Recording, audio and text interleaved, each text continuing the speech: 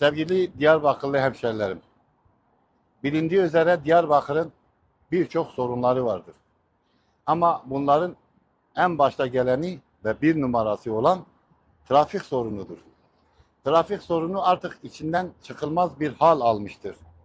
Bunun için bir an önce bu sorunun giderilmesi için bir şeylerin yapılmasını istiyoruz. Maalesef Diyarbakır'ın trafik sorununu çözümü için epey bir zamandır gerek merkezi hükümet gerekse de yerel yöneticiler, milletvekilleri sürekli bir açıklama yapıyorlar. Tarih, zaman ve sorunu dile getirdikleri halde hiçbir şeyin yapılmadığını görüyoruz. 12 yıldır Diyarbakır'ın Urfa yolu ve Elazığ yolu yani Ergani yolu bir taş üstüne konulmamıştır. Trafik artık eskiden belli saatlerde tıkanırken şimdi hemen hemen günün çoğu saatlerinde bu iki cadde üzerinde ve ara arterlerde tamamen tıkanıyor. Fakülteden 500 evlere kadar her yerde hemen hemen bu tıkanmalar yaşanıyor. Artık insanımız, halkımız binlercesi bize şikayet gelmiş. Diğer kurumlara, yerlere acaba ne kadar şikayet gitmiş bilmiyorum. Ama bu şikayetler artık halkın canına tak etmiştir. Artık yeter diyorlar. Buna bir çözüm yolu bulunsun deniliyor. Şimdi geçen bir açıklama vardı. İki caddenin de sıfır baştan yapılacağı. Evet, bu açıklamaları seviniyoruz. Ama herhangi bir gelişme görmüyoruz. Bunun için fakülte yolunun hem genişletilmesi hem de batçıkların, hatta icap ederse Seyrantepe'deki yol gibi 3 katlı yolların yapılması lazım. Ara arterlerin de aynı şekilde düzenlenmesi lazım.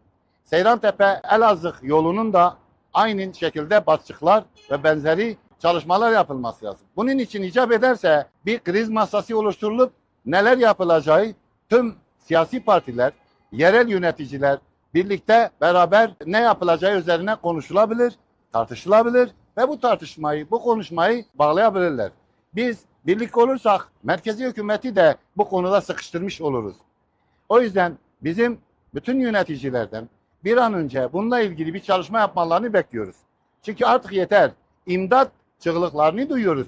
Bir kişi bir yere, iş yerine, evine, çocuğunu okula götürüp almaya o kadar ki bir sıkıntılı bir hal almıştır ki artık yeter denilecek duruma gelmiştir. Bir de bununla birlikte hafif raylı sistem dediğimiz yani tramvay ve benzeri gençliğimizden beri Diyarbakır için bahsediliyor. Diyarbakır bu sisteme hazır bir haldedir. Yani arazisi düzdür. Bunun için çok yapılacak bir şey yok. Caddeleri hazırdır. Bundan öncekiler yapmadıkları gibi şimdiki belediye başkanları da ses seda çıkarmıyorlar. Ya da bazı açıklamalar yapıyorlar, arkasını getirmiyorlar. 2025-2026 yılları arasında büyük şehire bu onay verilmiş ve onların yapması için gerekli adımlar atması gerekiyor.